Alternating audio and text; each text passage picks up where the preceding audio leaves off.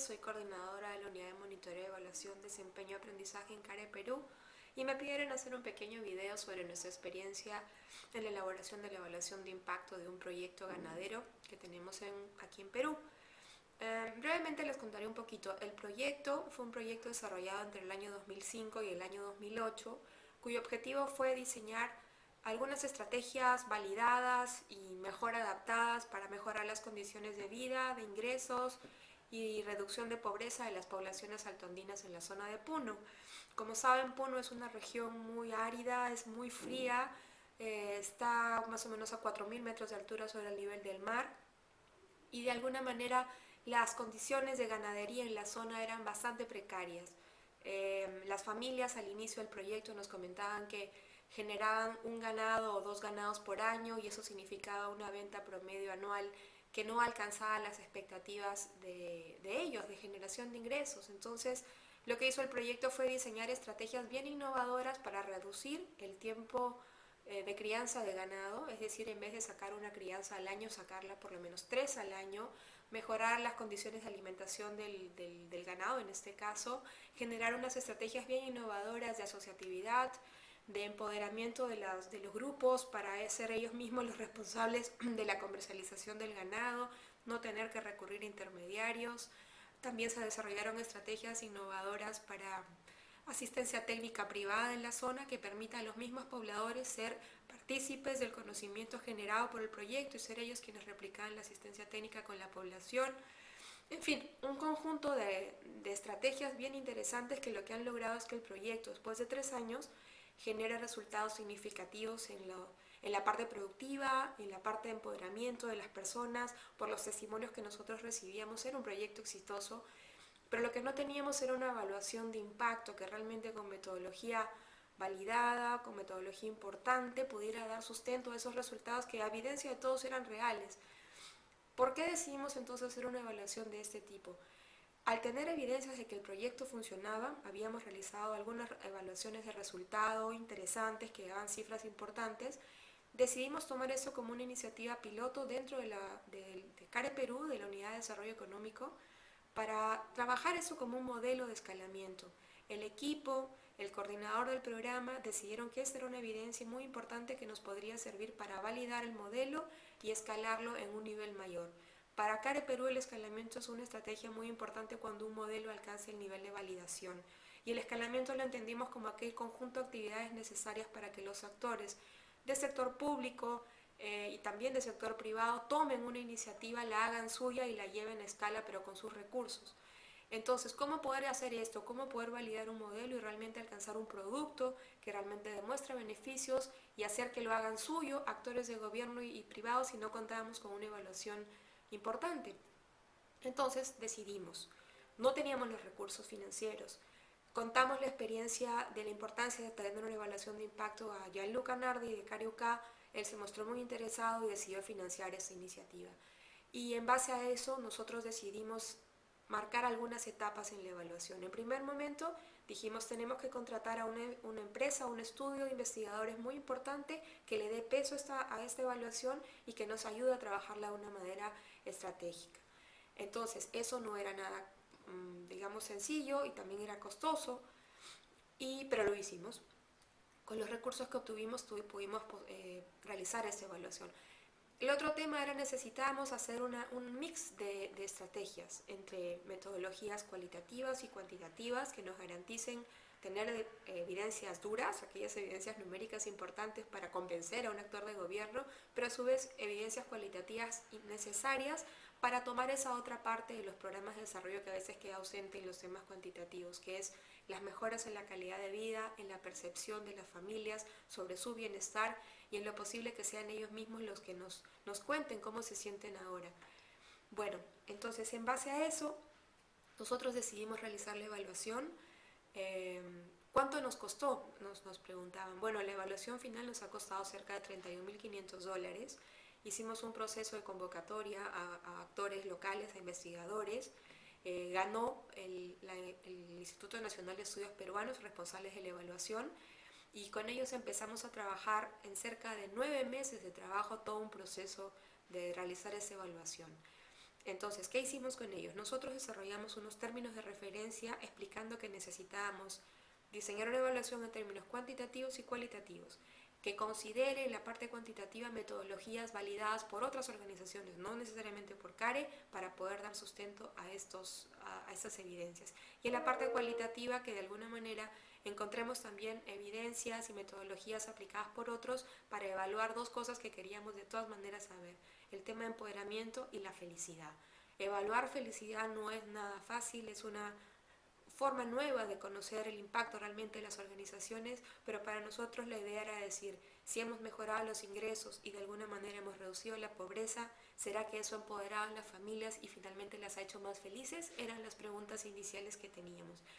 El estudio, como les digo, llevó a cabo 9 meses, una primera etapa de diseño de instrumentos, revisamos metodologías a nivel mundial, revisamos muchos estudios de OFI, de la Universidad de Oxford, del Estudio Nacional de Investigación de Perú, y concordamos un paquete de instrumentos validados. La segunda etapa fue la aplicación de estos en campo. El equipo viajó a la zona de Puno, un equipo grande de evaluadores, de personas que hacían encuestas, recogieron información por cerca de un mes, hicieron grupos focales, aplicaron una encuesta a una muestra significativa, trabajaron grupos control, y luego vino la fase de análisis, procesamiento de datos y el informe final. Todo esto, fase de trabajo con el IEP, duró cerca de 6 meses. Para CARE Perú, la fase introductoria de términos de referencia, de búsqueda de candidatos, de convocatoria, duró 3 meses. Por eso mencionaba que esta evaluación en total ha durado 9 meses, que no es algo corto, pero creo que vale la pena. Ok, ¿qué es lo que obtuvimos como resultados? Entonces tengo acá mi computadora porque hay cifras interesantes. Entonces, en los 3 niveles en los que nos pusimos a evaluar esta investigación. El primero era el tema de los ingresos económicos. Entonces, el estudio demostró que en principio estadísticamente se había elevado a más del doble el ingreso neto de las poblaciones. Para una muestra de cerca de 400 personas, un grupo control de 150, el ingreso promedio inicial al inicio era de 7.300 soles, que vienen a ser como unos 7 por 3, son $2.500 anuales. Pasamos a 13.300 soles, que vendría a ser casi como unos $4.000 anuales, que para poblaciones altoandinas esto es una mejora súper significativa. Entonces el primer punto es impacto en el ingreso. Muy bien, seguimos avanzando. El ingreso necesariamente tiene que ayudar a las familias a salir de la línea de pobreza, y evaluamos la línea de pobreza a aquellas familias que tenían un ingreso promedio de más de $2 por persona. Entonces, dividiendo el nivel de ingreso en el número de población, lo que demostramos fue lo siguiente, que es muy interesante. Eso está todo documentado en el estudio y lo puedo alcanzar. Que encontramos una caída en el 64% de la tasa de pobreza total, que pasó de 81% al inicio del proyecto, el 81% de las familias eran pobres, a 29% en los últimos años. Eso quiere decir que se redujo la pobreza en un 51%. Para una familia tondina, 3.000 metros de altura, sin posibilidades de crecimiento de ingreso, esto es un resultado excelente, realmente excelente. Seguimos avanzando. Entonces ya teníamos los dos indicadores duros de medir ingreso y pobreza. También hay resultados de desigualdad, etcétera, que están contenidos en el estudio, no los voy a mencionar ahorita. Empezamos entonces en las otras dimensiones más cualitativas, pero que también le dan un peso a esta evaluación, es muy importante. Por ejemplo, en el tema de la percepción de los participantes con respecto a su propio beneficio. Se sentían que, más allá de que los datos numéricos demuestran cambio, habían cambios en ellos mismos, en su percepción. Entonces acá encontramos otras diferencias. El ahorro, por ejemplo. Encontramos que el porcentaje de personas cuya economía le permite ahorrar es significativamente mayor en el grupo de tratamiento que en el grupo control. En el grupo control solo el 7% podía ahorrar. En el grupo del proyecto mencionaron que cerca del 30% de familias tenían capacidad de ahorro, otra ventaja muy importante. Seguimos avanzando. En el tema de empoderamiento. El empoderamiento es difícil de medir porque son percepciones desde varones y de mujeres. Hicimos también un análisis de género aquí.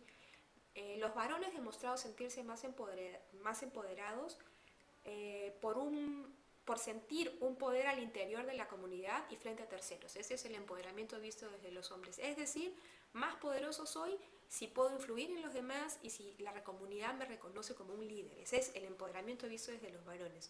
En el caso de las mujeres, trabajando la escalera de empoderamiento, encontramos otra cosa. En el caso de las mujeres, el empoderamiento era sobre todo en los índices de autonomía de decisión. Es decir, una mujer se sentía más empoderada si podía decidir sobre su familia, sobre sí misma y sobre el curso que pudiera tomar su vida. Son diferentes dimensiones y eso nos gustó mucho. Entonces, por ejemplo, en el caso de las mujeres, tengo acá un par de testimonios que grafican bien el cómo sentir. Dice, ¿cómo te defines más poderosa? Dice la mujer. Una mujer poderosa es alguien bien inteligente, que está capacitada y tiene poder. Siempre está participando, viendo que sus compañeras estén bien y sus hijos estén bien y que puede salir adelante por sí misma. En su casa la respetan de igual a igual con el esposo. Esa era la interpretación de empoderamiento de una mujer que lo sentía como tal.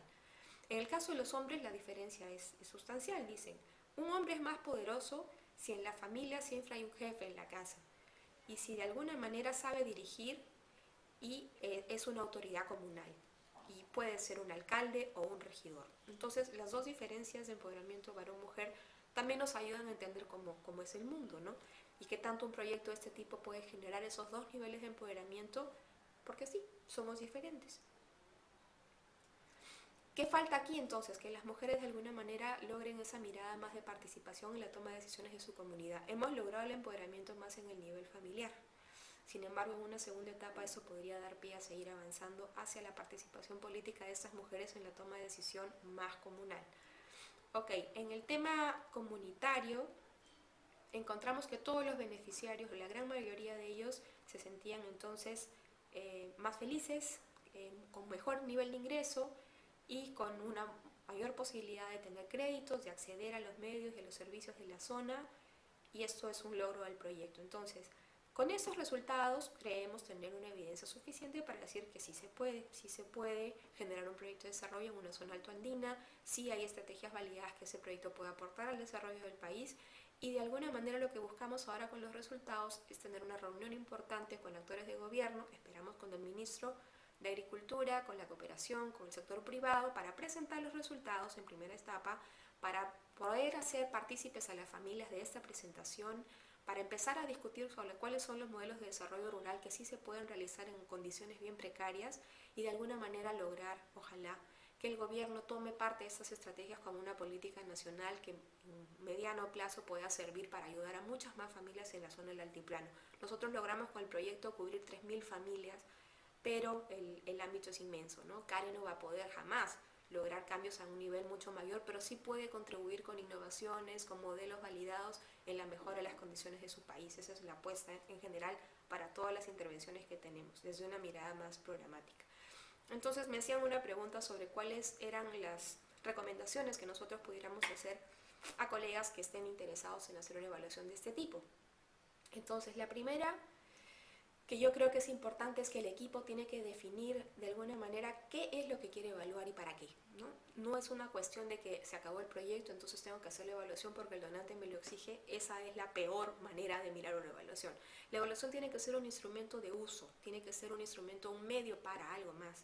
Y eso significa que la evaluación tiene que ser algo que nos sirva tanto a la organización para la mejora continua de procesos como para otra persona que busque en ese resultado una evidencia concreta para llevar a cabo sus procesos. Tener claro eso es muy importante, porque lo siguiente es decir cómo lo voy a hacer. Y cómo lo voy a hacer significa tener, los recursos y buscarlos. Ahora hay muchas opciones de conseguir financiamiento para evaluaciones externas, hay concursos. También es importante saber si esa es una evaluación interna que nos va a permitir mejorar un proceso o si de verdad es un modelo que estamos queriendo validar. Entonces, aliarnos a esas organizaciones más conocidas en temas de investigación que nos pueden dar una mano en hacer una evaluación de peso, ¿no? Y la metodología, es muy importante mezclar métodos cuantitativos que nos den datos duros, que siempre hay alguien que va a querer verlos, y cualitativos que nos den un poco el ir para qué, de qué sirvió mejorar el ingreso, cuál es el cambio en la vida, cómo la gente siente estos cambios realmente, más allá de que las evidencias no lo den. esa combinación de métodos es básica para que una evaluación tenga realmente el peso que necesita. Y bueno, finalmente, usar la evaluación como un instrumento de aprendizaje organizacional.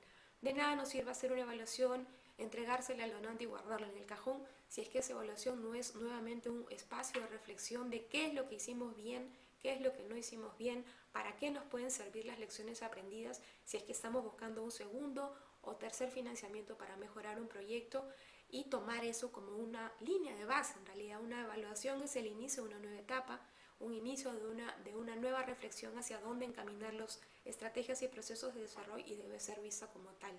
Es muy importante el análisis de los resultados de una evaluación, más que la evaluación en sí, el proceso de construcción en sí misma. Entonces, bueno, esa es la experiencia que queríamos compartir y espero que haya sido útil. Muchas gracias.